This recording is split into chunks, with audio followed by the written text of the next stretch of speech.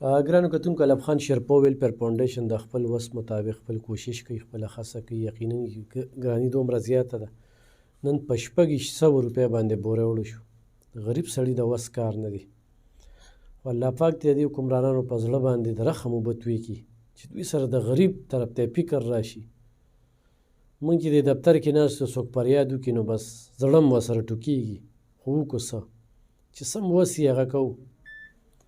دا زنانه چې کومه ده راځي دلته کې د کلونو راسې راځي، د کور خال یې ما کتلی دی او د دوی هغه نیستي او غریبي ما کتلی ده.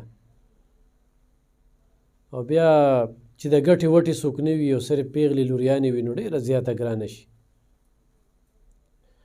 او نن سبا د مجبورونه پیدې هم ډېرې اخیستل کېږي.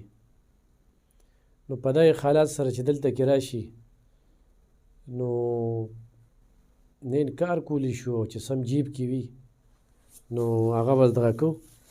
نن هم خواري مزدوري وکړله او د لورې ختم دی. هغې 400 روپۍ چې کوم دی نو غواړي، خو زه به پکې د 2000 روپۍ چې کوم دی نو دې له ورکړمه. او د لورې ختم دی، موږ ته به پکې زموږ د مور پلار د سر صدقه شي، د هغه مسافرو د سر صدقه دې شي. دعا به راته کوي ولې چې ډېره ګرانه ده. داسې ده که نه؟ د دې ځای نه علاوه مې بل څه ساسره نشته نو.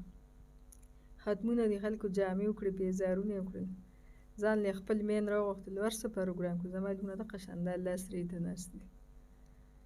بس دې خوا مې رامخه وکړه. تاسو دې الله لري والله هم کامیاب کړه. دا زوی د پیس څومره دی د مدرسې؟ 100 روپۍ غواړي، داسې 200 دی. نو ما ورته وس مې نه کېږي نو چې 100 شو نو هغه هم راپسې راولېږه.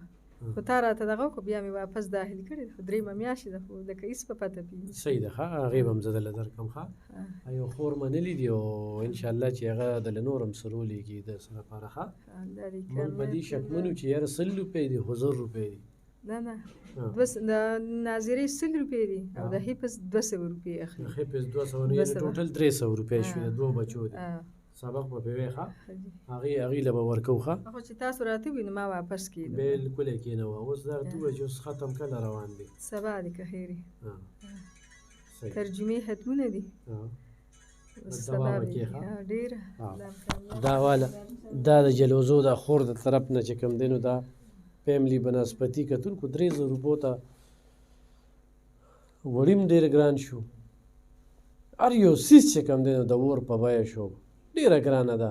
خو بیا هم د الله پاک لاک لاک شکر دی چې زه مونږ خو د خدایه د چا وسیله کړو په دې ګرانۍ کې.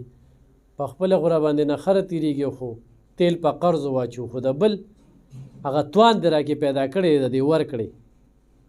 لکه نن مونږ دیاړي وکړله، خو مزدوري مو وکړله په خپل میډیا د دغه، او خدای پاک زه په یو ښه ځای کې استعمال کړه.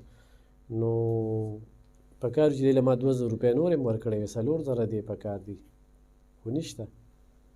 نو به دغه مست دی. نو ښه الله دې کامیاب کړه. دا هم زموږ دپاره ډېر شي. صحیح انشاءالله دا سلسله مخ په وړاندې بوځو، خو ستاسو مرستې را سره وي.